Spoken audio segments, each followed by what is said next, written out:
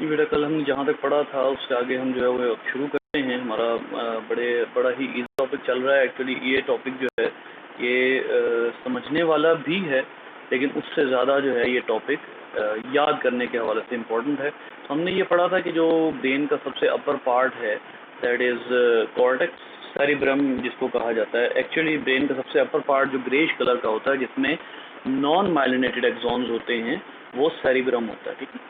और सेरिब्रम जो है वो हमने काफ़ी हद तक पढ़ लिया था। उसके बाद अब हम आहिस्ता आहिस्ता नीचे आते चले जाते हैं। उसके बाद थोड़ा सा जब हम नीचे आते हैं तो हमें ये पता लगता है कि नीचे जो मौजूद है part that is thalamus. Actually इस पार्ट को जो है वो हम लिम्बिक सिस्टम कहते हैं।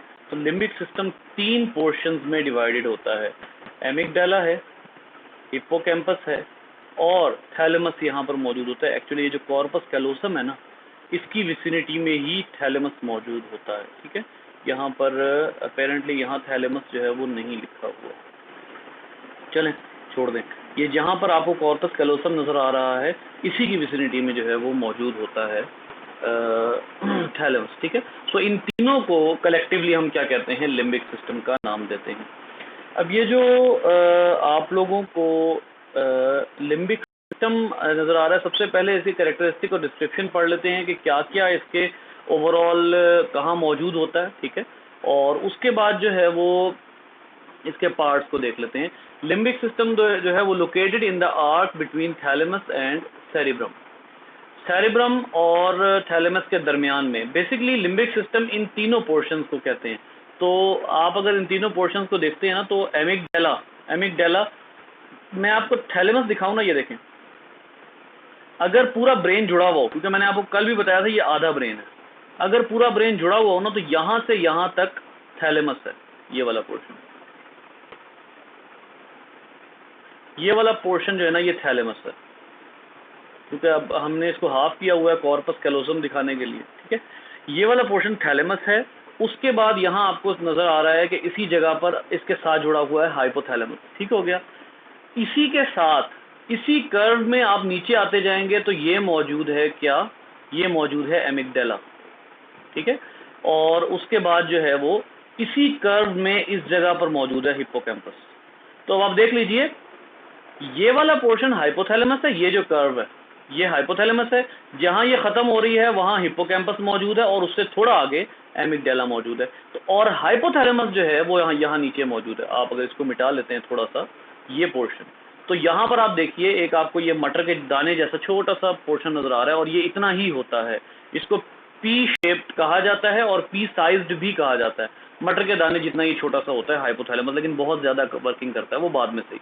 सो अब आप देख लीजिए, थैलेमस, ये है हिप्पोकैम्पस और ये है एमिगडाला, ये आपके सामने तीनों मौजूद हैं। सो अब आप देख सकते हैं कि it works for basic and primitive emotion. Primitive emotion से क्या मुराद है, बेसिक एंड प्रिमिटिव इमोशन से मुराद ये है कि जिनका ओरिजिन एंसेस्ट्रल हो, यानी कि जो एंसेस्ट्रल इमोशंस हो, या इनको एंसेस्ट्रल कहा जाता है या इनको इंस्टिंक्टिव कहा जाता है। इंस्टिंक्टिव वो होते हैं जो जीन्स में, जो इमोशंस हमारे जीन्स में आते हैं उनको हम एंसेस्ट्रल इमोशंस कहते हैं, ठीक है।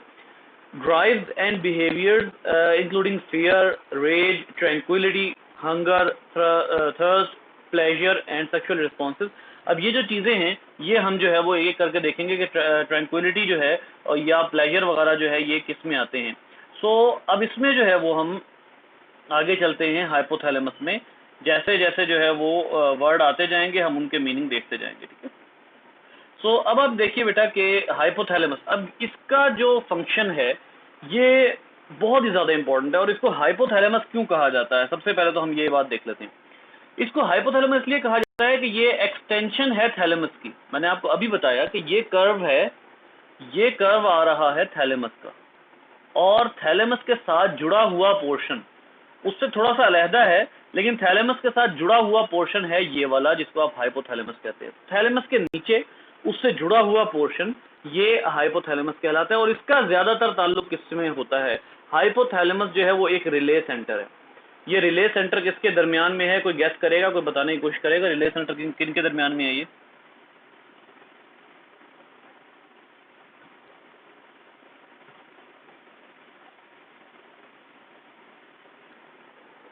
जी बेटा, रिले सेंटर क्या होता है?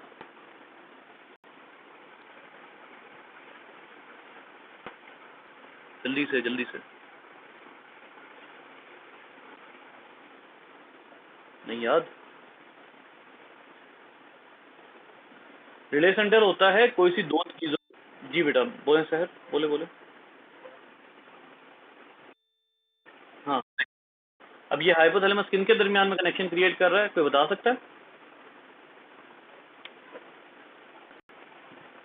हाइपो नहीं नहीं नहीं, हाइपोथैलेमस रिले सेंटर है नर्वस कोऑर्डिनेशन और केमिकल कोऑर्डिनेशन के दरमियान, यानी कि हार्मोनल कोऑर्डिनेशन और नर्वस कोऑर्डिनेशन के दरमियान में ये एक रिले सेंटर है, इनके दरमियान में एक ताल्लुक पैदा करता है through its hormone production. Hypothalamus की बात हो रही है।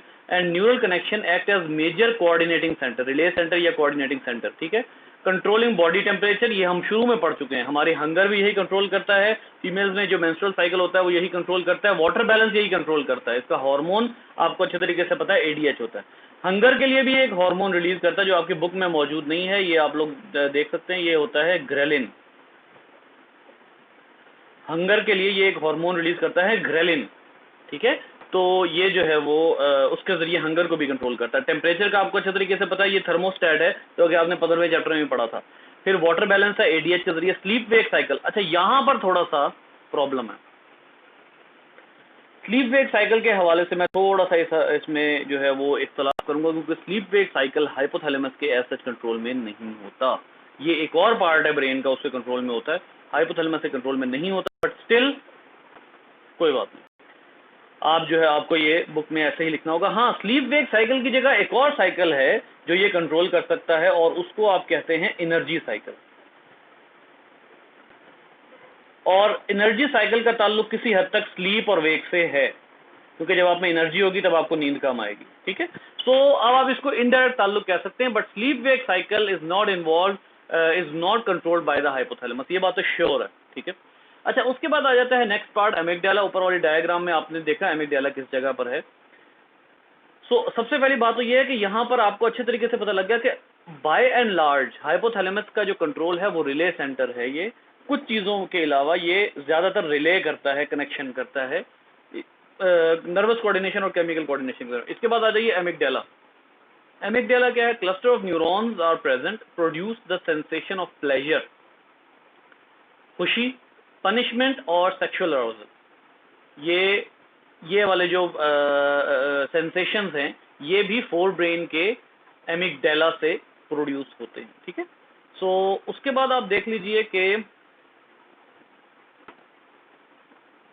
हाँ, उसके बाद आप देख लीजिए also involve the feeling of fear and rage. Fear and rage की फीलिंग्स में भी ये इन्वॉल्व होता है, ठीक है। अब आप देख लीजिए ये कौन सी हैं। अभी हमने ऊपर क्या पढ़ा था? हमने कहा था प्रिमिटिव इमोशंस। ये सारी प्रिमिटिव इमोशंस हैं। ये वो हैं जो कि एक, जिनको हम कहते हैं इंस्टिंक्टिव इमोशंस, यानी कि वो जो कि बाय बर्थ हैं। ये किसी भी ऑर्गेनिज्म को सिखाने की जरूरत नहीं होती कि डर क्या होता है, और उसके अलावा पनिशमेंट क्या होती है, pleasure, sexual arousal, fear, rage, गुस्सा क्या होता है, ये हर ऑर्गेनिज्म में बाय बर्थ मौजूद होता है, ठीक है। उसके बाद आ जाता है हिप्पोकैम्पस। ये मेमोरी है, लॉन्ग टर्म मेमोरी, हमारी बॉडी का जो डेडिकेटेड पार्ट है खास तौर पर लर्निंग के लिए। याद रखिए, जिन ऑर्गेनिज्म में हिप्पोकैम्पस डेवलप नहीं है, जिन ऑर्गेनिज्म में ये पार्ट डेवलप नहीं है, उनकी लर्निंग वीक है, लॉन्ग टर्म मेमोरी उनकी वीक है। हम बहुत सी चीज़ों से सीख लेते हैं। हम कहते हैं जी, फर्ज करें कि हमें 1 साल हो गया किसी जगह गए हुए, हम कहते हैं जी बाज़ औक़ात, चलें एक एग्जांपल ले लेते हैं कि एक ड्राइवर है और वो कहता है कि जी मैं 1 साल बाद हिल एरियाज़ में जाता हूँ और मैं ड्राइव करता हूँ। लेकिन अब वो क्या है, लॉन्ग टर्म मेमोरी उसकी उसको बता रही है कि पिछले साल क्या था, इस साल इसको इस तरह नहीं करना, इस तरह नहीं करना, पिछले साल ड्राइविंग में ये इशू हुआ था। अब ये लॉन्ग टर्म मेमोरी है जो उसको काफ़ी कुछ बता रही है, ठीक है। बचपन का तजर्बा बाज़ औक़ात आपको जो है वो बहुत सी चीज़ों में, जैसे बचपन में अगर आपको एक चीज़ नागवार लगी है तो वो आपके हिप्पोकैम्पस में सेव्ड है कि हाँ यार, ये जो चीज़ मैंने खाई थी ये अच्छी नहीं थी, मज़ेदार नहीं थी, मुझे नहीं पसंद, लिहाजा मैं नहीं खा रहा। बहुत से लोग होते हैं, जैसे मेरे एक चचा हैं, उनका ये है कि जो उन्होंने बचपन में कहीं जो है वो, उनको खून से खौफ था, बहुत ज़्यादा खून से, ब्लड से, तो उन्होंने जो है वो बकरा ज़िबा होते देखा, खून निकला, और उसके बाद से अभी तक वो वेजिटेरियन है, उन्होंने गोश्त को छुआ तक नहीं है। अभी तक, and he is approximately approaching 50 above. So ये हिप्पोकैम्पस जो है ये लॉन्ग टर्म मेमोरी के लिए यूज होता है। शॉर्ट टर्म मेमोरी ज़्यादातर सेरिब्रम में होती है जो स्टोर होती है, ठीक है। सो एक और चीज़ आप लोगों को पता लग गई कि लिम्बिक सिस्टम है उसके पार्ट्स कौन से। अभी थैलेमस नहीं आया, अभी हमने पता है कौन से पार्ट्स पढ़े हैं, अभी हमने थैलेमस से नीचे नीचे पार्ट पढ़े हैं जो फोर ब्रेन के हैं। ये जो कर्व है ये थैलेमस का है, ये 3 पार्ट फिलहाल हमारा फोकस रहे हैं। तो इसका क्या मतलब हुआ कि ये 3 पार्ट्स क्या बना रहे हैं, all these parts are involve in the in formation of limbic system. ये लिम्बिक सिस्टम है, ठीक है।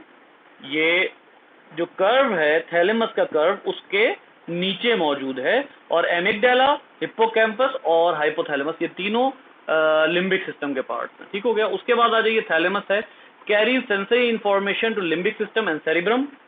मतलब सेंसरी इंफॉर्मेशन से क्या मुराद है, फर्ज करें आईज से कोई सेंस आई, आईज से कोई सेंस आई है और उसको लेकर जाना है किस तरफ, हाँ इसको यूं कह लें कि आपने आईज से कोई ऐसी चीज देखी जिससे आपको डर लगता है, तो अब डरने की सेंसेशन कहाँ थी, डरने की सेंसेशन मौजूद है एमिगडाला में। आईज के जरिए वो पहले रिसीव होगी थैलेमस में, सेरिब्रम, सेरिब्रम से थैलेमस, थैलेमस से होती हुई सीधी कहाँ जाएगी, it will be moving into the amygdala, ठीक है। Information include sensory input from auditory, auditory मतलब कानों से, एंड विजुअल पाथवेज मतलब आंखों से, और स्किन के जरिए, और विद इन द बॉडी बहुत सी जगहों से ये सेंसेशन को रिसीव करता है थैलेमस। तो बेसिकली थैलेमस का काम है ब्रेन के डिफरेंट पार्ट्स में रिले करना। फॉर एग्जाम्पल सेरिब्रम है, सेरिब्रम से इंफॉर्मेशन थैलेमस में आएगी और फिर लिम्बिक सिस्टम में जाएगी। इसको आप यूं कह लीजिए, डायग्राम देखिएगा, ये देखें, ये पोर्शन सारा सेरिब्रम का है ना, ऊपर वाला ये वाला पोर्शन सेरिब्रम है। सेरिब्रम से इंफॉर्मेशन ने पहले आना है थैलेमस में, थैलेमस उस इंफॉर्मेशन को उसके मुताबिक या तो हाइपोथैलेमस में भेजेगा, या एमिगडाला में भेजेगा, या हिप्पोकैम्पस में भेजेगा। तो थैलेमस जो है वो सेरिब्रम और लिम्बिक सिस्टम के दरमियान एक रिले सेंटर है, एक कनेक्टिविटी सेंटर का काम करता है। बेटा ये समझ आई, क्लियर है? कोई मुश्किल तो नहीं है इन बातों में? प्रॉब्लम है तो जल्दी से पूछ लें।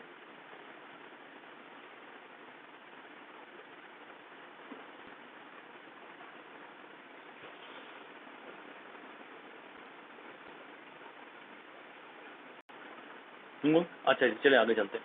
सो इसके बाद आ जाइए मिड ब्रेन। बेटा ये जो मिड ब्रेन है इसका काम फोर और हाइंड के दरमियान में रिले का है। देखें बार बार मैं रिले का वर्ड बोल रहा हूँ, रिले के वर्ड से यहाँ पर आपको पता है कि मेरी क्या मुराद है। सबसे पहली बात, ठीक है, ये फोर और हाइंड के दरमियान में रिले सेंटर है, फोर ब्रेन और हाइंड ब्रेन। तो इसका क्या मतलब हुआ कि ये मैसेज को कन्वे करता है हाइंड ब्रेन तक, फोर ब्रेन की इंफॉर्मेशन को, ठीक है। दूसरी बात, reflex movement of eyes. Eyes की मूवमेंट का रिफ्लेक्स कब होता है, कोई एग्जांपल दे सकते हैं आप लोग? आइज की मूवमेंट के रिफ्लेक्सेस कब होते हैं?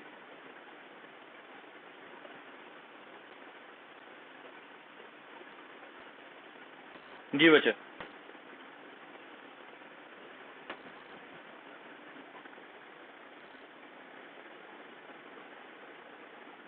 आइज रिफ्लेक्स बता दो, इतना मुश्किल तो नहीं है।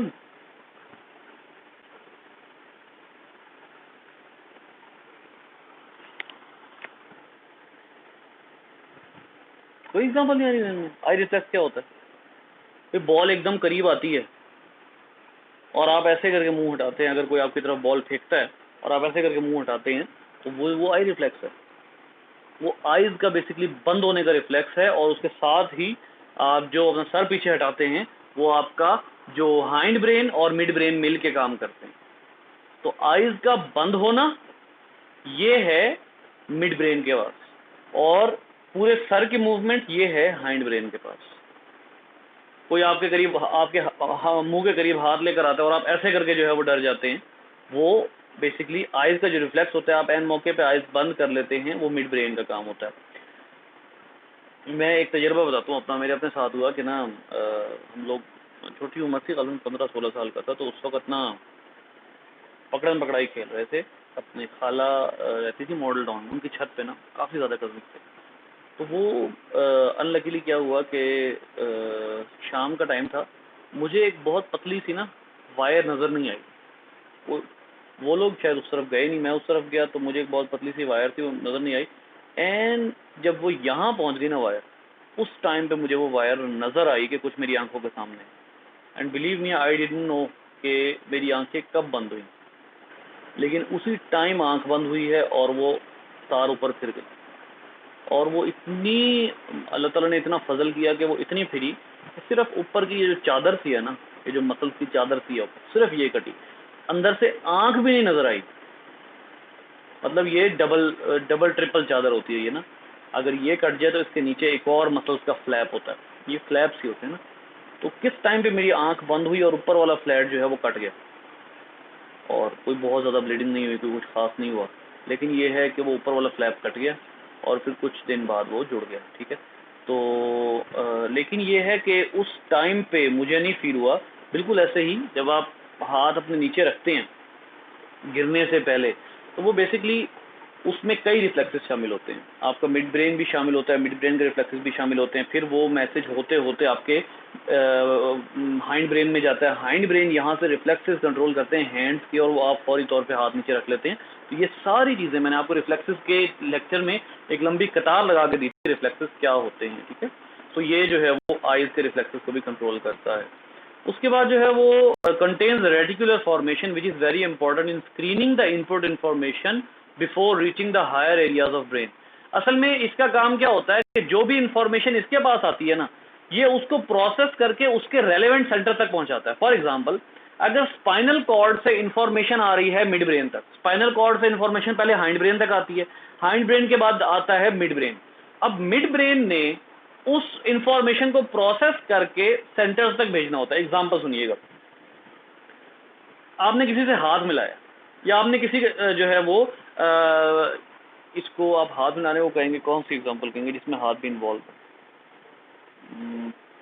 चलें, आपने कोई जो है वो गाड़ी वगैरह चलाना सीखी है, बाइक या गाड़ी आपने चलाना सीखी है। ठीक है, अब क्या है कि आप सीख रहे हैं उस टाइम पर, अब आपके हाथों की टच सेंसेशन भी है, आपके पैरों की पोजीशन भी है, बाइक की बात कर रहा हूँ या गाड़ी की बात कर लें, आपके हाथों की पोजीशन है। ठीक है, आपके हाथों की टच सेंसेशन है कि आपके हाथों से सपोज क्या क्या कुछ टच हो रहा है। ठीक है, हाथ की पोजीशन है, पैरों की पोजीशन है, फिर उस टाइम पे आपकी आंखें देख भी रही हैं, उसी टाइम पे आप लर्न भी कर रहे हैं कि कितना स्टीयरिंग घुमाऊंगा तो गाड़ी एक खास हद तक मुड़ जाएगी। ठीक है, फिर कितनी ब्रेक दबानी है तो गाड़ी आहिस्ता आहिस्ता रुकेगी, और सडन ब्रेक दबाने के लिए क्या करना होगा, ये सारा कुछ, इनमें से बहुत कुछ किसमें जा रहा है, इनमें से बहुत कुछ आपके मेमोरी सेंटर में जा रहा है।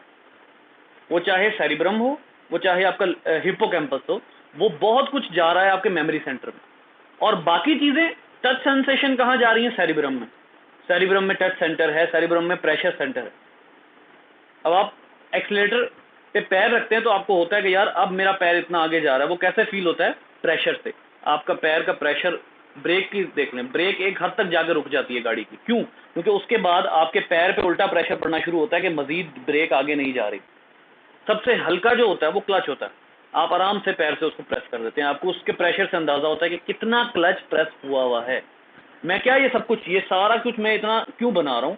क्योंकि इनमें से हर चीज मिड ब्रेन में आकर और उसके बाद उसके रेलेवेंट सेंटर में भेजी जा रही है। रेटिकुलेट फॉर्मेशन का क्या मतलब है कि आपकी बॉडी से डिफरेंट सेंसेशन आ रही हैं और वो मिड ब्रेन में आकर अपने अपने रेलेवेंट सेंटर में मूव कर रही हैं, जिसमें से एक खास तरह की इंफॉर्मेशन आपके मेमोरी सेंटर में भी जा रही है। आपको पता लग रहा है कि यार लास्ट टाइम जो है वो मेरे स्टीयरिंग पे हाथ की पोजीशन, एक हाथ से मैं गाड़ी चला रहा था तो ये मसला हुआ था, मुझे दोनों हाथों से चलानी है। ये तजर्बा, एक्सपीरियंस, सेरिब्रम होता है यहाँ पर, इसमें इन्वॉल्व होता है। मेमोरी क्या कहती है कि हाँ यार, अच्छा मेमोरी से आप इसमें देख लें, आपको पता भी नहीं लगता किस टाइम पे आप गियर लगा रहे हैं, किस टाइम पे आप जो है वो स्टीयरिंग आपने मोड़ा, किस टाइम पे आपने ब्रेक लगाई, ब्रेक लगाते ही आपको एहसास होता है हाँ जी अब गियर वापस लाना है, वो किया।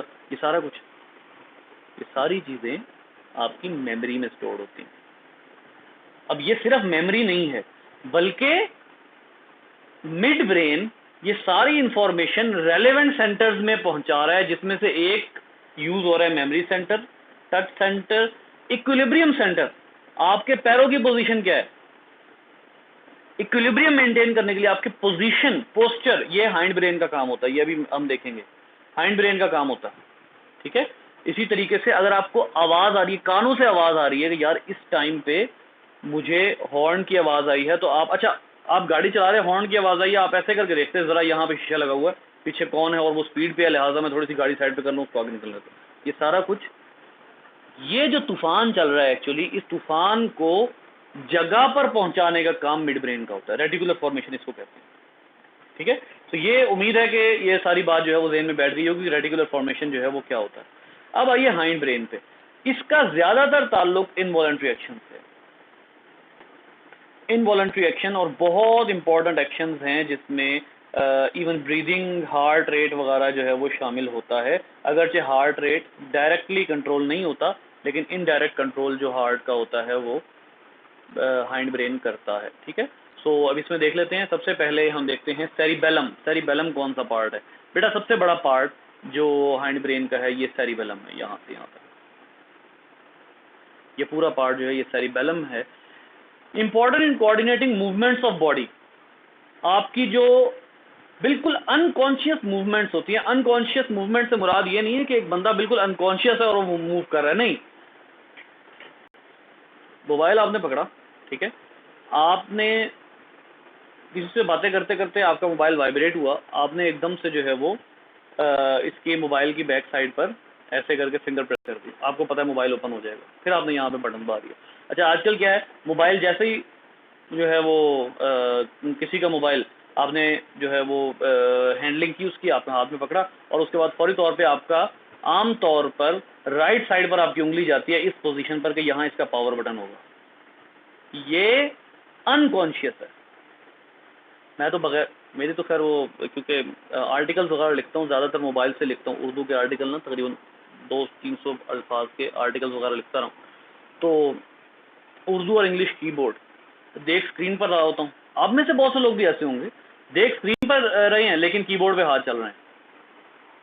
ये पोजीशनिंग है, दिस इज नेविगेशन। कि आपका जो सेरिबेलम है, इधर वो कहते हैं ना खुत्ती पे चपेट लगती है आमतौर पे, ये जो पार्ट होता है जहाँ पे अक्सर जो फेवरेट जगह होती है वालिद साहब की, ये सदोकोब करने के लिए, ये जो पार्ट है, इस पार्ट में पोजीशनिंग मौजूद है। ये जो टाइपिंग कर रहे होते हैं कीबोर्ड के ऊपर, ये सारी टाइपिंग मेमोरी सेंटर में तो है, लेकिन जो अनकॉन्शियस मूवमेंट्स हैं वो इसके जरिए होती हैं।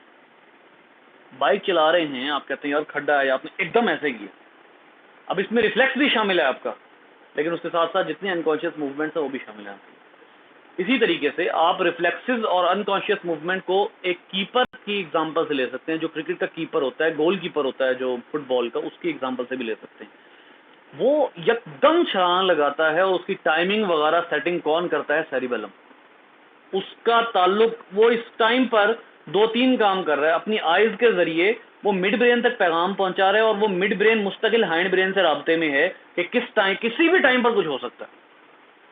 अगर आप कीपर जो है वो आती हुई बॉल को कॉन्शियसली कहे कि हाँ अब जंप लगाऊं, तो जितनी देर में वो फैसला करेगा बॉल निकल चुकी होगी, पीछे चौका हो चुका होगा पीछे वाली बाउंड्री पर। ये अनकॉन्शियस मूवमेंट्स बहुत सी जो हैं ये आपके सेरिबेलम से कंट्रोल होती हैं, ठीक है जी। उसके बाद आ जाइए जनाब, also involve in learning and memory storage. ये वो वाली लर्निंग एंड मेमोरी स्टोरेज है जिसको आप उर्दू में कहते हैं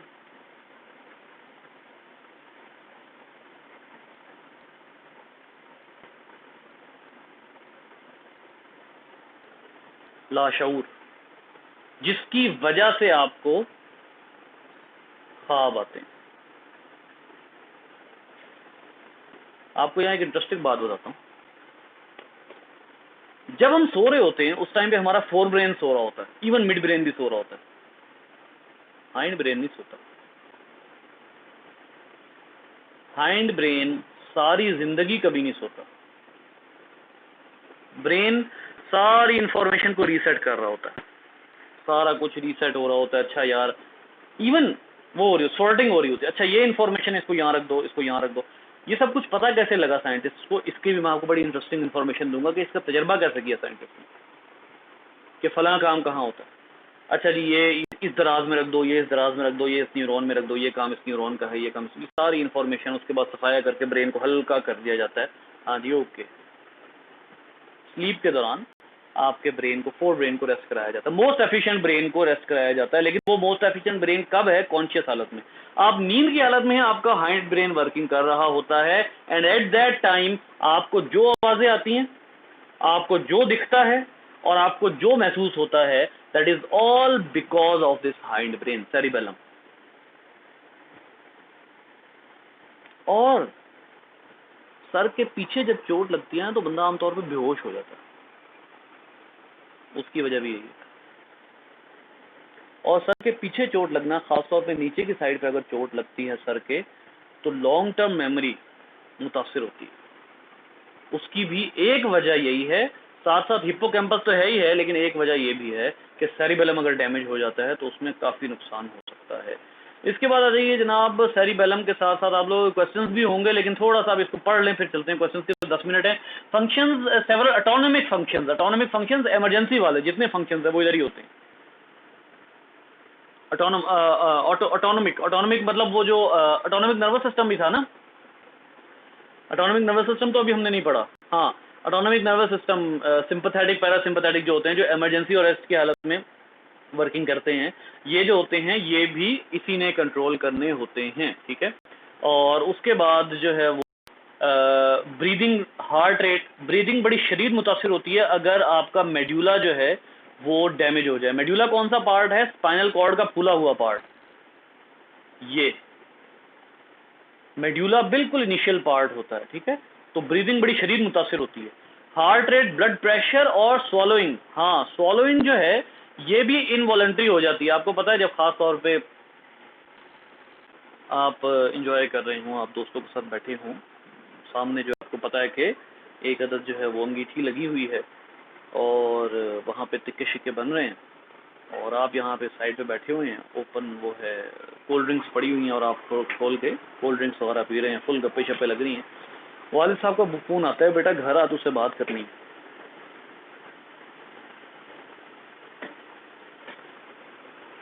अब यहाँ पर जो आपकी स्वॉलोइंग, जो आपका ब्रीदिंग रेट, जो आपका फियर और जो ऑटोनॉमिक फंक्शन शुरू होते हैं, उनमें मोस्टली जो परेशानी होती है वो सर के पिछले हिस्से में होती है, यानी कि मेड्यूला में आपको परेशानी शुरू हो जाती है कि यार चंगी वाली मेरी पार्टी का सत्यानाश। और बात क्या करनी थी वाले साहब ने, ये बेटा मोबाइल खरीदना, बताओ कौन सा मोबाइल। ये इस तरह की जो बातें होती है ना, इनमें ये समटाइम ये जो मेडुला ऑब्लोंगेटा, इसको मेडुला ऑब्लोंगेटा भी कहते हैं, इस पार्ट का कमाल होता है, ठीक है। उसके बाद ये जी पोन्स, इसमें क्या है जी, ट्रांजिशन बिटवीन स्लीप, हाँ ये है transition between sleep and wakefulness. Experience, experience से क्या मुराद है वैस, क्या कहना चाह रहे हो तुम? अच्छा मेरे, नहीं मेरा एक्सपीरियंस नहीं भाई, मेरा अल्लाह का शुक्र ऐसा एक्सपीरियंस नहीं हुआ। बड़ी जो है वो अभी तक, अब तो अल्लाह का शुक्र है कि ऐसा कोई मामला ही नहीं है। लेकिन वो होता है ना कि यार बंदा कहता है यार पता नहीं क्या मेरा कोई गुफ्तगू ही है, क्या हुआ है, पिछले सारे गुनाह, वो तो मैंने उसमें पढ़ा। देखो ये जो तजर्बात होते हैं ना, ये तजर्बात होते हैं आमतौर पे जब बंदे ने कोई चीज़ तोड़ी हो ना। मेरे साथ ऐसा होता था। ये एक्सपीरियंस ज़रूर हुआ बचपन में ना कि यार फलां चीज़ तोड़ दी, अब अपेरेंटली टूट तो गई है। गमला, मैं गमले बहुत तोड़े, गमला टूटा। अच्छा जी, उसको अपेरेंटली आपको पता है गमला टूटे ना, उसका एक पार्ट टूटे तो उसको ऐसे फिक्स किया जा सकता है, लेकिन उसकी तरेड़ कभी नहीं छुपती। हम ऐसी कोई खबीज चीज़ होती है तरेड़, वो कभी नहीं छुपती। अब ऐसा हुआ जी, अच्छा जी अब्बू बुला रहे हैं, बात करनी है। और जो आम तौर पे जो था वो ये था कि हाँ पता लग ही जाता है। तो हाँ ऐसा है, मतलब एक्सपीरियंस इसका हर एक को होता है, सिर्फ मैं नहीं, हम भी कभी बच्चे थे। जी शुएब, आप कुछ हर्जा सराई करें, क्या फरमाना चाह रहे हैं आप?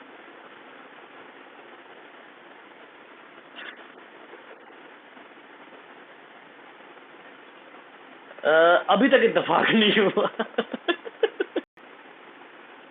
अभी कुछ भी टाइम नहीं हुआ यार, अभी टोटल जो है वो 3.5 साल हुए हैं, तो अभी ऐसी हरकत नहीं हुई। आगे देखो क्या बनता है। अच्छा जी, खैर, सो अब इधर आते हैं, ये देखिए स्लीप एंड वेकफुलनेस। हाँ, this is the part for sleep and wakefulness.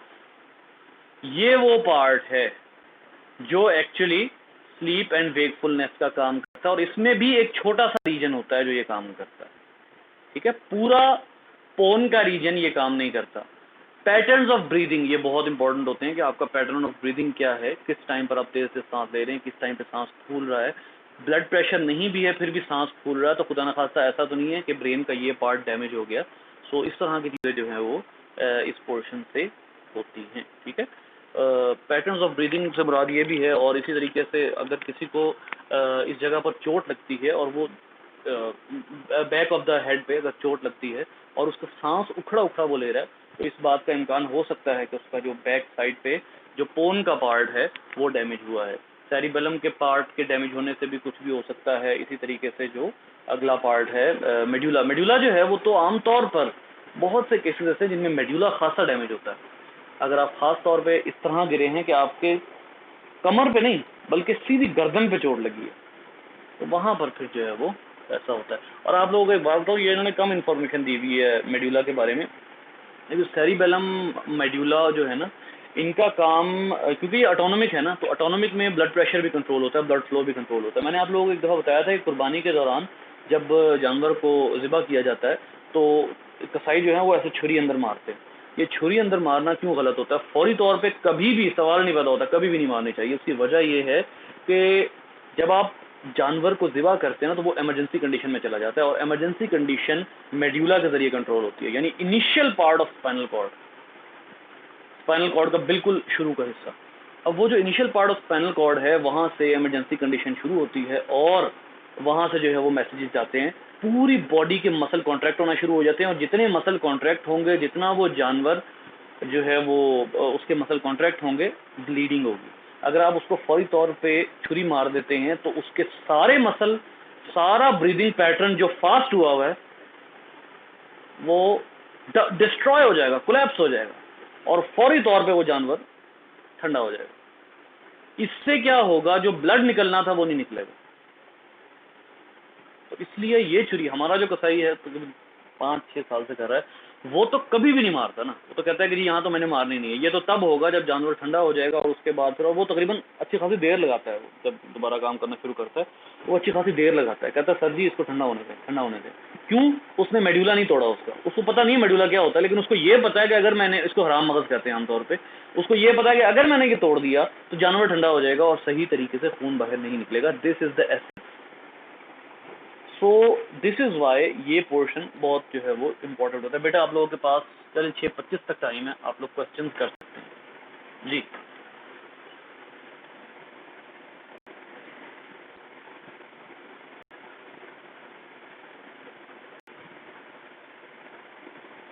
आप लोग इसको जितना जनरल लाइफ में अप्लाई करेंगे ना, ब्रेन वाले उसको, उतना ज़्यादा आपको अच्छे तरीके से याद होगा।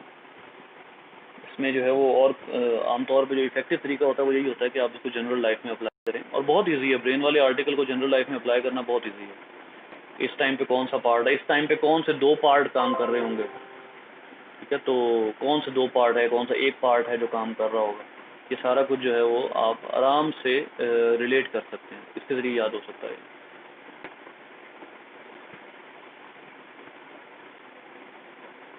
जी बेटा।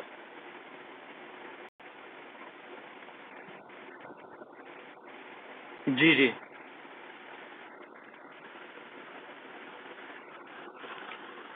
वो बेसिकली बेटा वो फियर है, उसमें फियर ज़्यादा है, और ओवर थिंकिंग, ओवर थिंकिंग आमतौर पर होती है आपके सेरिब्रम में।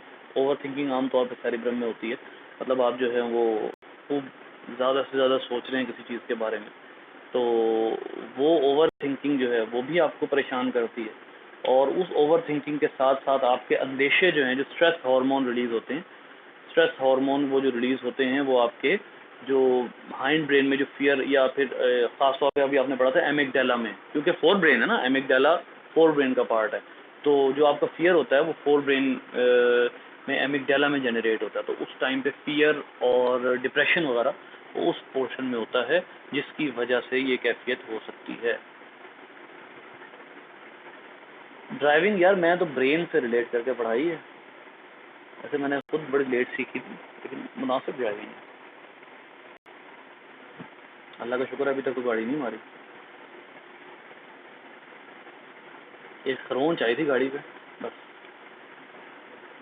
उसके अलावा नहीं। इवन अल्हम्दुलिल्लाह मेरा अभी तक चलान भी नहीं हुआ, वैस देख लो।